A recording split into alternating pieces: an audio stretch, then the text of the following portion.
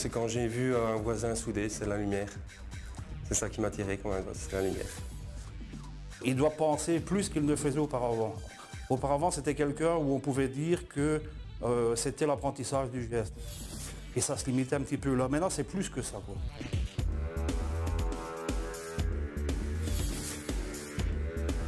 On ne fait jamais la même chose. C'est-à-dire, chaque fois qu'on commence une soudure, elle est différente. C'est jamais la même soudure. Ça ne se passe jamais de la même manière pour chaque soudure. Et il y a beaucoup de changements au niveau des situations, des endroits où on va travailler.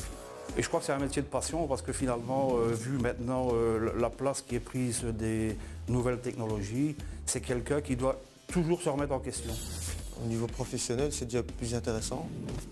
Et c'est déjà plus une spécialisation qu'un métier normal.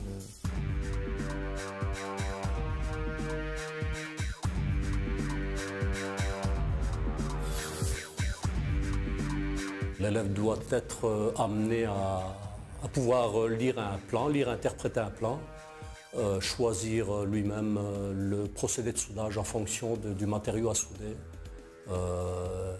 effectuer les réglages par lui-même à l'aide d'une fiche technique.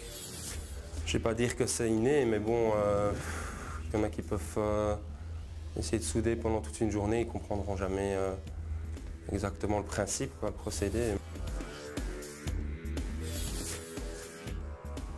On a aussi maintenant les compétences.